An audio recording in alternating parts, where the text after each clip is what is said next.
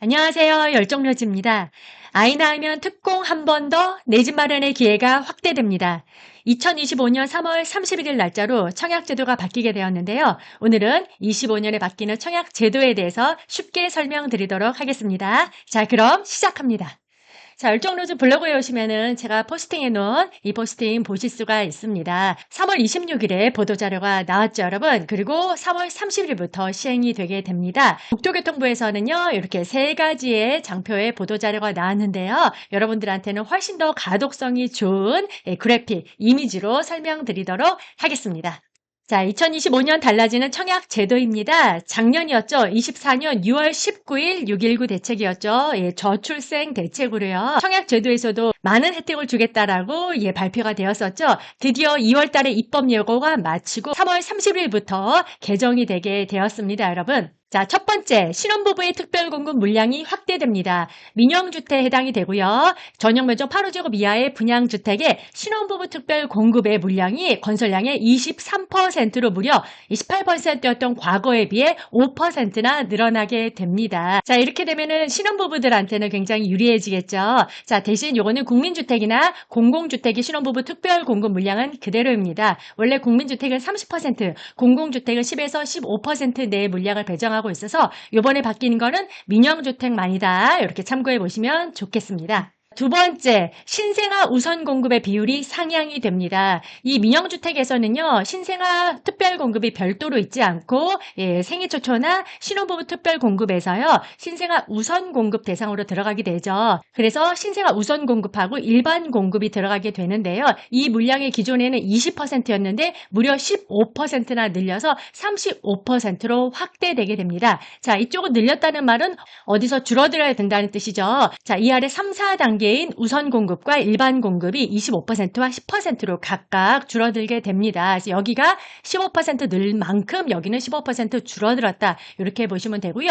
추천 공급 30%로 동일하게 됩니다. 그래서 서울 같은 곳에 특별 공급 물량이 적은 곳은 대부분 이 1, 2단계에서만 배정 할당 물량이 있고 이 아래쪽은 할당 물량이 없어서 사실상 이 신생아 태아가 없는 분들은 당첨이 쉽지 않겠다. 이렇게 보시면 좋을 것 같아요. 자, 신생아 우선 공급은 자, 입주자 모집 공고일 기준 2년 이내 출생한 자녀. 자, 여기 임신 입양 포함이 됩니다. 이런 분들은 자, 좀 더 신특의 신생아 우선 공급에서 유리하게 됐다. 이렇게 보실 수 있고요. 자, 신생아 우선 공급이 있는 생애 최초 특별 공급은 2%가 기존하고 동일합니다. 변경되지 않습니다. 자, 세 번째, 신혼부부의 특별공급 무주택 요건을 완화합니다. 원래는 혼인 7년 기간 이내 동안에 주택을 소유한 이력이 없어야지만 신특을 넣을 수가 있었죠. 이게 굉장히 까다로웠는데요. 이제는 생애 최초를 제외한 다른 특공들처럼 입주자 모집 공고일 기준으로 여러분들이 무주택이시면은 이 특별공급을 넣을 수가 있습니다. 그래서 기존에 집을 갖고 있었지만 집을 매도하신 분들 혼인기간 7년 이내에만 들어오신다면은 입공 기준으로 무주택이 되면 여러분들도 신특을 넣을 수가 있습니다, 여러분. 요건 집을 갖고 있다가 매도하신 신혼부부들에게는 좋은 조건이니까 꼭 기억하셨다가 특별공급 넣어보시면 좋겠습니다. 자, 네 번째, 공공주택 일반 공급에도 신생아 우선 공급이 도입됩니다. 자, 우리 공공 분양에서는요, 신생아 특별 공급이 별도로 신설이 됐었죠. 네, 작년에 신설이 되었는데요. 자, 이것만으로도 이제 부족한 거죠, 여러분. 그래서 무려 일반 공급, 저축 납입액으로 당첨자를 뽑는 이 일반 공급에서도요, 신생아 우선 공급을 별도로 신설했습니다. 그래서 신생아만 있다면 여러분들이 공공 분양 넣으실 때 특공도 넣고, 그 다음에 일반도 넣고요. 그리고 요게 이렇게 50, 30, 20으로 나누게 되면은요. 신생아 우선 공급에 해당되신다면 여기서 한번 넣으시면 떨어지면 이 아래 합류, 아래에 합류해서 총 일반에서만도 3번의 기회가 있다. 이렇게 보실 수 있겠습니다. 자, 기존의 일반 공급 내에서는 80이 우선 공급, 20이 추천 공급인데요. 이 80에서도요. 이렇게 50, 30으로 나뉘게 되죠. 그래서 이 50, 제일 먼저 신생아 우선 공급으로 일반 공급 내에서도 이렇게 경쟁을 하게 됩니다. 이렇게 되면 유리한 게 뭐냐면 이 공공분양 같은 경우는 저축 납입액으로 당첨자를 뽑는데 아무래도 2030 같은 경우는요. 이 장년층보다는 저축액이 적을 수밖에 없죠. 그런데 신생아 이게 가임기 여성분들이 해당이 되시잖아요. 그러면 이 대부분 30대 분들끼리의 저축 납입액에서 경쟁을 1차적으로 하기 때문에 이 고저축액에 대한 부담이 없다. 이렇게 보실 수가 있고요. 떨어지게 되면 요 아래에서 또 합류, 또 추첨제에서도 3번의 기회가 있다. 이렇게 보시면 되겠습니다. 자, 공공분양 일반형 60제곱 초과는 소득 조건 없습니다. 이건 원래 없었죠. 그 다음에 공공주택이어도 일반형 60제곱 이하와 선택형 나눔형은 소득 조건이 있습니다. 여러분. 그 다음에 요게 뽑는 기준이요. 여러분 랜덤은 아니고요. 자, 순위. 자, 순위를 먼저 보고요. 그 다음에 지역, 당해 조건을 먼저 우선시하겠죠. 그 다음에 순차순으로 당첨자를 뽑습니다. 순차순이라는 말은 이 40제곱 초과하는 평형대에서는요. 저축 총액이 많은 자가 유리한 거고요. 40제곱 이하라면은요. 납입 횟수가 많은 자가 유리한데 대부분 분양하는 이런 타입들은 40제곱을 초과하다 보니 저축 총액이 많은 자가 유리하다. 이렇게 보시면 되겠습니다.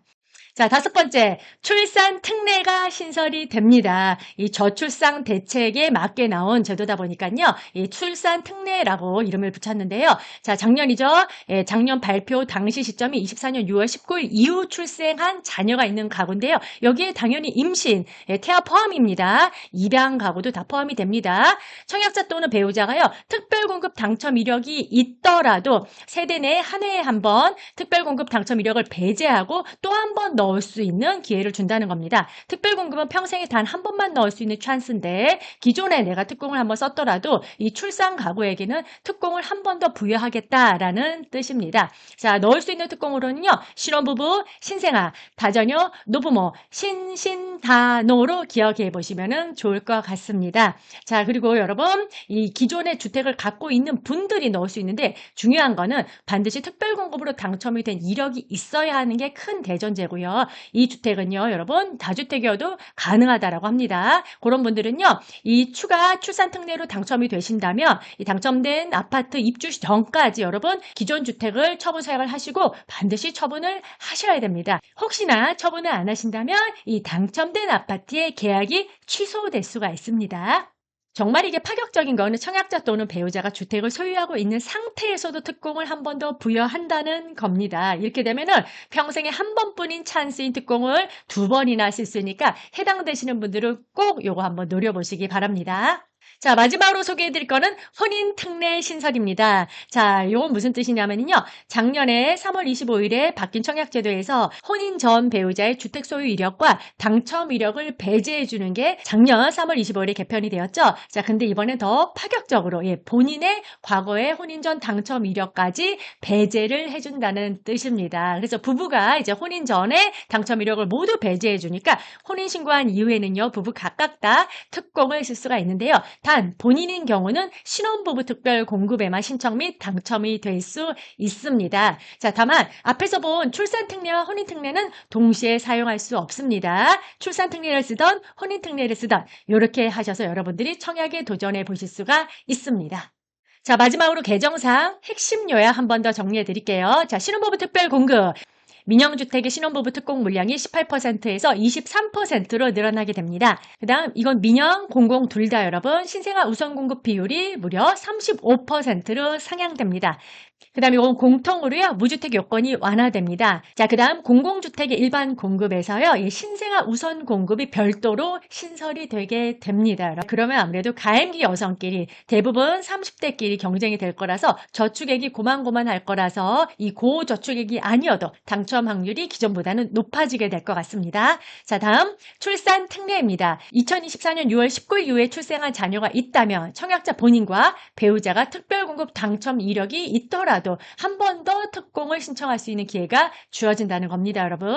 자, 해당되는 특공은 신혼부부, 다자녀, 신생아, 노부모, 신신다노로 외우시면 좋을 것 같아요. 자, 마지막 혼인 특례입니다. 청약자 본인이 혼인 전 당첨 이력이 있어도 요거 이제 더 이상 제한을 받지 않게 됩니다. 당첨 이력을 배제해 주는데요. 해당되는 특공은 신혼부부 특공만입니다. 이 신혼 특공으로 한 번 더 당첨의 기회가 주어지게 됩니다. 자, 이상 2025년에 바뀌는 청약제도 알려드렸는데요. 3월 31일에 입주자 모집 공고가 나온 단지가 있습니다. 그 단지 입주자 모집 공고를 다운받아 보니 자, 벌써 이렇게 이렇게 자세하게 입공에 안내가 되어 있습니다. 자, 그리고 이렇게 신혼부부 특별공급의 소득 5단계도요, 이렇게 25%, 10%로 벌써 바뀐 게 반영이 되어서 입주자 모집 공고가 나왔습니다.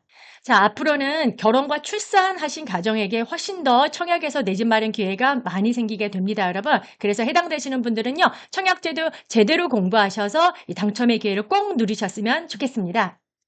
자, 청약제도 너무 복잡하고 어렵죠. 하도 수시로 바뀌기 때문인데요. 자, 그래서 2025년 4월 12일에 열정로즈의 청약 올인원 특강을 준비했습니다. 무려 4시간 동안 꽉꽉 채워서 청약 이론을 매우 쉽게 알려드릴 거고요. Q&A 시간까지 준비가 되어 있습니다. 관심 있는 분들은 고정 댓글 참고해 주십시오. 감사합니다. 당첨으로 가는 지름길, 열정로즈의 강의 프로그램이 궁금하신 분들은 강의 신청 바로 가기 한번 눌러주시고요. 구독과 좋아요도 부탁드립니다. 다음에는 더 유익하고 풍성한 영상으로 돌아오겠습니다. 감사합니다.